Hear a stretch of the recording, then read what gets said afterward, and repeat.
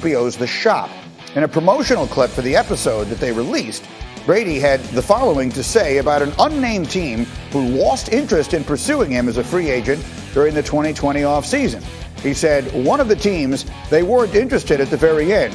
And I was thinking, you're sticking with that?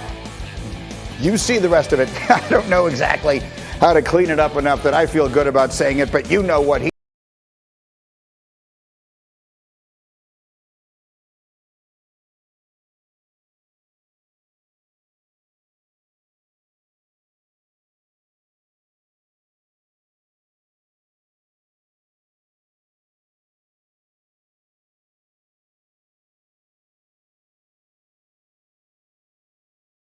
no-brainer. Didn't totally feel that way then.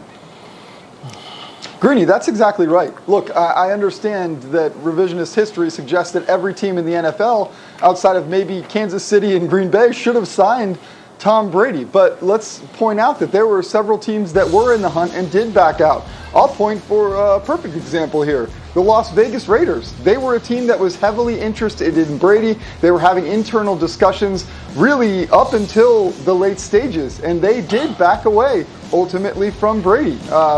So, look, I'm not trying to say who Brady here is talking about, but there are teams that he certainly can look at the landscape in retrospect and say, certainly could have done some good for that team. But we should also point out the Tampa Bay Bucks from the very beginning. Now, mind you, they felt ready to move on from Jameis Winston. They felt like they didn't really want to pay him what he probably was going to covet for that fifth year. But look, they decided to move on. They went headfirst into Tom Brady. They never wavered. They never changed. They told him, we want you. Tom Brady loved that about the Tampa Bay Bucks. The rest, Greeny, is history. Here's the other thing I think Brady loves about this. He loves just throwing this out there because he knows all of us will just be left to wonder, what team is he talking about? Damien Woody, you played with Brady at the beginning of his career. What team do you think he's talking about? Man, listen, it sure sounds like the Las Vegas Raiders, man. But this is the guy I love it, man. This is Tom. This is the Tom that I know, okay? And a lot of this stuff, this Tom has always been this way. He's always been this way. Always been the type of guy that'll shoot it to you like that, talking trash. But you didn't hear a lot of that in New England because it wasn't part of the Patriot way. You would see it on the field. We would all see it on the field on TV, but you just wouldn't see it all through the media, man. And now that he's left New England and gone down to Tampa, and he's able to be his true self, God bless us, man, with all this good stuff to talk about. Mike T, what do you think? I think that's right. I think Tom Brady is one of these guys. It's not a what you see is what you get guy. He is a cold-blooded killer out there. Now, he has this great polish and veneer publicly, but like D. Wood said, people that are around him, he's the ultimate competitor. And one other interesting aspect, Greeny, is this. Coach Belichick has a lot of superpowers. It was clear both sides were ready to move on from one another. There was a chilling effect in the market last year where you talk to some teams, and I've been there. If you're a GM or a head coach and you go to your owner and say, hey, Bill Belichick doesn't think this guy is good enough, but he'll be really good for us, it's kind of like Warren Buffett. If Warren Buffett's going to sell a stock, what financial player is going to say, hey, I think we should invest in this company, even though Buffett doesn't like him? So that was definitely in the marketplace last year as Tom Brady went into free agency. Very interesting thought. No, we will all remember it well. We were all here covering it, and now it all feels so different a year and a half later. So, which team should most regret not having signed Tom Brady? We've each picked one. Jeff Darlington, you're first.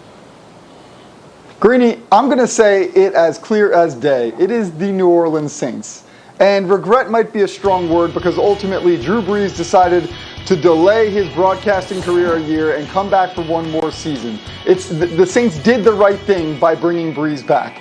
But I think that people still underestimate how close Tom Brady was to signing with the New Orleans Saints up until he ultimately decided on the Bucs. I know that that's going to be a statement that people try to question. It's the truth. And here's the deal. Sean Payton cannot look back and say, man, I would have loved to have Tom Brady last year, because it would also meant that I'd have him for a few more years moving forward. No question in my mind, the Saints, despite understanding they did what they had to do, there is a little bit of, let's call it regret, that Tom Brady is not their quarterback.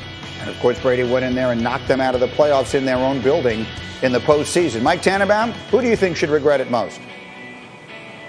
49ers. Two reasons. One, if Nick Bosa was healthy and Brady went there, they would have won the Super Bowl, given all that offensive firepower and that defense. And secondly, Greeny, they could have run the same play this offseason. They could have used all their future picks, moved up, and still drafted Trey Lance. So their plan could have been uninterrupted, and if healthy, would have won the Super Bowl with Tom Brady. Damien Woody, how about you? Greeny, how about the Denver Broncos? I mean, the plethora of offensive weapons that the Denver Broncos had, and they still have a championship caliber defense. So, listen, when you talk about the Denver Broncos, all you needed was a maestro to be able to orchestrate that offense. And who better than Tom Brady to get those young skilled players playing up to their capabilities? So, boy, did they struck out and missed. Yeah, that's a good one. Yeah, those are all good picks, and I understand them all, but I think we're all kind of overlooking the obvious one. How could it not be the New England Patriots? Now, how do you let that guy go? How do you let him finish his career winning Super Bowl somewhere else? It's unimaginable to me. If that's not the dictionary definition of regret, I'm not 100% sure what is. Now, Bill, it's your move. We'll see what they do. Speaking of big moves, the Supreme Court made one yesterday. I assume you saw this. The Supreme Court of the United States decided unanimously that the NCAA cannot enforce rules limiting education-related benefits that colleges offer to student athletes. This ruling will help determine whether schools decide to offer athletes tens of thousands of dollars in those benefits. And the opinions were scathing. This was from Justice Kavanaugh. Nowhere else in America can businesses get away with agreeing to not pay their workers a fair market rate on their theory that their product is defined by not paying their workers a fair market rate. The NCAA is not above the law.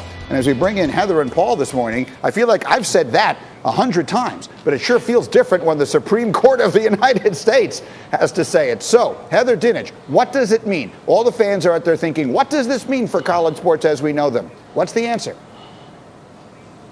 Well, today the answer, it means that campuses can compensate their student athletes as long as it relates to education. So laptops, study abroad programs, expenses that come along with internships, those types of things, right? The NCAA can still implement something, you want to call it the no Lamborghini rule, I think is what Kavanaugh referred to it as. So they're trying to keep this in the box a little bit, but the bigger impact is what has the commissioner's attention here. And that is it strengthens future lawsuits that are going to challenge amateurism in the NCAA. He really did. Kavanaugh brought the hammer down on the NCAA, and I think that that's the long-term impact that has the commissioner's attention. It should be pointed out that the opinion was unanimous for all 9 of the justices. Paul Feinbaum, your reaction. Greeny, I know you're a big REM fan in the 90s. They had the famous song, "It's the End of the World as We Know It." This is the end of the NCAA.